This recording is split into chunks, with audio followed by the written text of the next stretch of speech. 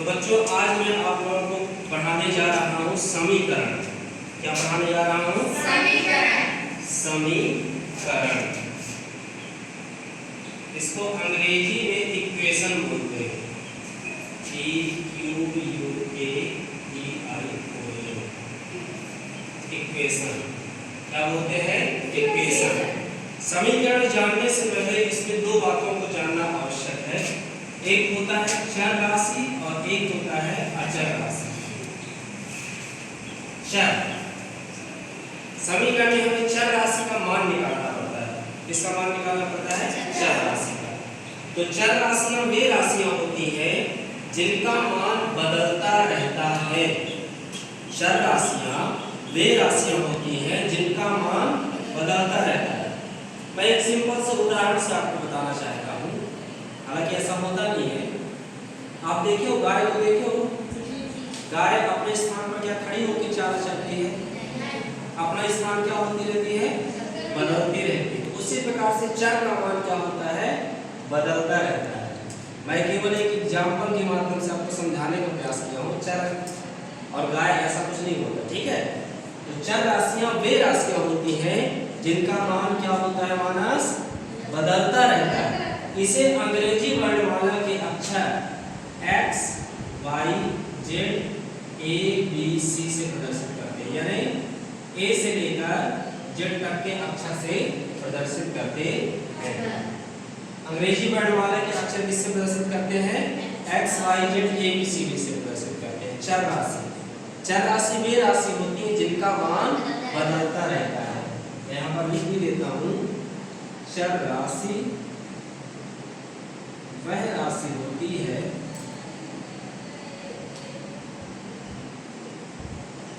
जिनका मान बदलता रहता है। इसे अंग्रेजी वर्णमाला के अक्षर X, Y, Z, A, B, C से प्रदर्शित करते हैं। चर राशि वह राशि होती है जिनका मान बदलता रहता है। इसे अंग्रेजी वर्णमाला के अक्षर X, Y, Z, A, B, C, D से प्रदर्शित करते हैं। और समीकरण में हमें इसी चर राशि का मान क्या करना पड़ता है? निकालना पड़ता है। अब आता है अचर राशि। अचर राशि किसे कहते हैं?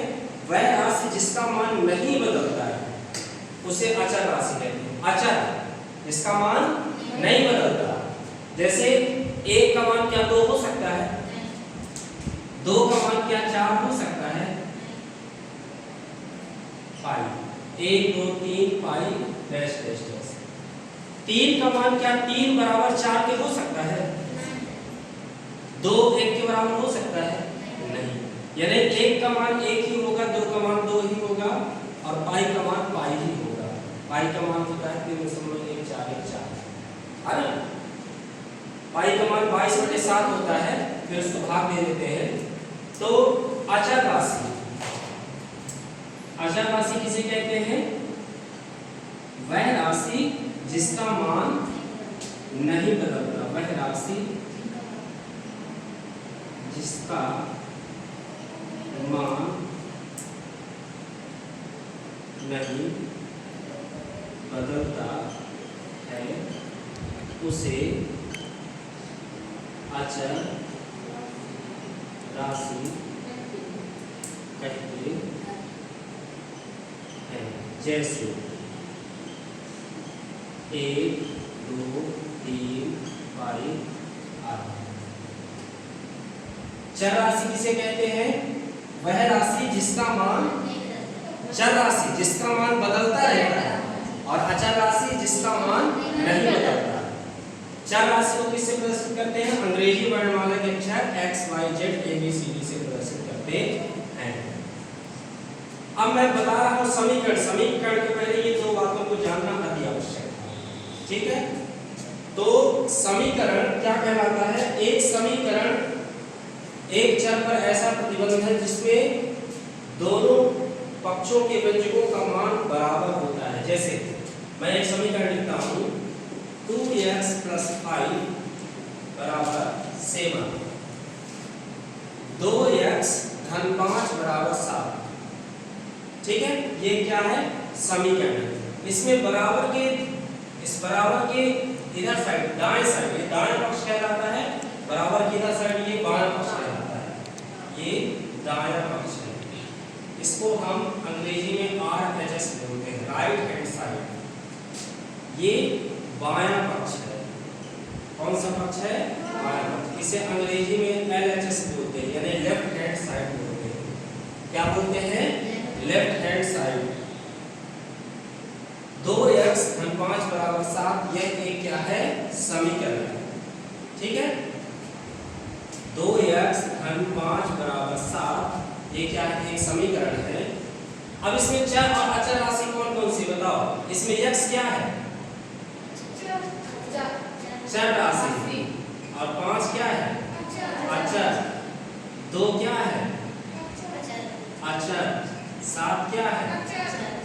अचर। ठीक है, तो 2x - 5 = 7, ये क्या है? समीकरण। समीकरण में कितने पक्ष होते हैं? 2 पक्ष। बराबर की इधर साइड दायां पक्ष और बराबर की इधर साइड बायां पक्ष। दायां पक्ष और बायां पक्ष। अच्छा, एक चीज और ध्यान रखना है कि बाएं पक्ष दाएं पक्ष से बाएं पक्ष में और बाएं पक्ष से दाएं पक्ष में संख्या जाने पर उनका चिन्ह क्या हो जाता है? बदल जाता है। चिन्ह क्या होता है? अगर धन है तो धन का ऋण हो जाएगा, ऋण है ऋण का तो क्या हो जाएगा? धन हो जाएगा।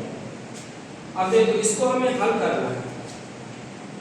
इसमें हमें मान निकालना है किसका? x का। समीकरण है 2x - 5 = 7। हमको किसका मान निकालना है? x का मान निकालना है। ठीक है, किसका मान निकालना है? x का मान निकालना है। तो हम पहले ही करते हैं कि अंक एक साइड कर दो, संख्या एक साइड कर दो। तो 2x है बराबर 7, ये 5 है। कौन सा 5 है? धन 5 है कि ऋण 5 है? धन 5 है। अब बराबर की इधर साइड आएगा तो ये हो जाएगा ऋण 5। चिन्ह बदल जाते हैं। समीकरण में बाएं पक्ष से दाएं पक्ष में आने पर क्या होता है? चिन्ह बदल जाता है। तो अब बताओ, 2x = 7 में से 5 घटेगा, 7 में से 5 जाएगा तो कितना आएगा? 2। अच्छा, ये 2 और x का क्या है? गुणा है। 2 और x का क्या है? आपस में गुणा है। तो जब गुणा होता है और पक्षांतर होता है तो भाग में आ जाता है। तो x बराबर हो जाएगा 2/2। ये 2 बटे में आ जाएगा। जब गुणे के रूप में होता है तो किस में आ जाता है? 2 बटे में आ जाता है, भाग में आ जाता है। अब 2 का 2 में भाग दोगे तो कितना आएगा? 1। तो 1 पर 2, तो x बराबर कितना आ गया? 1। यानी x का मान कितना आ गया? 1। अब एक और मैं समीकरण देता हूँ, हल करता हूँ। 5x - 4 = 2x - 9। क्या लिखा हुआ है सवाल? बोलो थोड़ा सा। 5x - 4 = 2x - 9। ये समीकरण है। समीकरण में हमको किसका मान निकालना है? किसका मान निकालना है? x का। और समीकरण में कितने पक्ष होते हैं? 2 पक्ष, दायां पक्ष और बायां। और राशियां कितनी होती है? 2 राशियां, चर राशि और अचर राशि। अब देखो, x एक साइड कर लो, x क्या कर लो? एक साइड, और अंक क्या कर लो? एक साइड कर लो। तो ये बायां पक्ष है और ये क्या है? दायां। ये LHS है और ये क्या है? RHS, right hand side. 5x लिखा हुआ है। 2x को उठा के बराबर की इधर साइड लाओगे, दाएं पक्ष से बाएं पक्ष में लाओगे तो कितना हो जाएगा? ऋण 2x। क्यों होगा ऋण 2x? क्योंकि इसका चिन्ह क्या है? धन है। कोई चिन्ह नहीं है, इसका मतलब इसका चिन्ह क्या है? धन है। 2x का चिन्ह क्या है? धन। तो यहां से आया राइट हैंड साइड से लेफ्ट हैंड साइड में आया तो क्या हो गया? ऋण। बराबर के चिन्ह है। यहां पर क्या बचा? ऋण 9। अब ये धन 4 लेफ्ट हैंड साइड से राइट हैंड साइड में आएगा तो धन 4 का क्या हो जाएगा?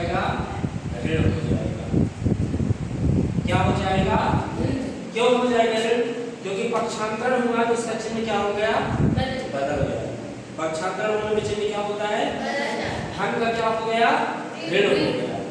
अब 5x में से 2x घट जाएंगे, 5x में से 2x घट जाएंगे, कितने x बचेंगे? तेजी से बोलो, तेजी से बोलो, 3x। 5x में 2x घट जाएंगे तो 3x। अब यहाँ है ऋण 9 और ऋण 4, -9 और -4, इसमें कितना आएगा? यहाँ पर एक समझने की बात है, इसको सामान्य रूप में समझो कि मान लो तुम 9 रुपए किसी का चाहते हो, 4 रुपए और चाहने लगे, तो कुल कितने रुपए चाहने लगे? 13 रुपए।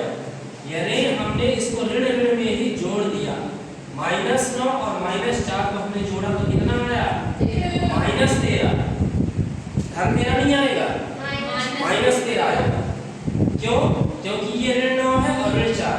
मान लो आप किसी का 9 रुपए चाहते हो और 4 रुपए और चाहने लगे, तो कुल कितने रुपए चाहने लगे?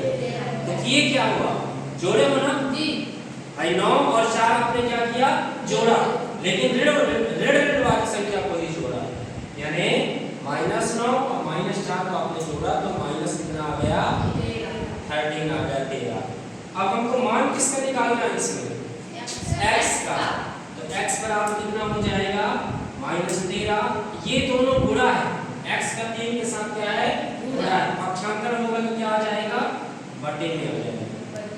तो x का मान आ गया -13/3। ये इसका आंसर आ जाएगा x का मान। चलिए इसको लिख लीजिए।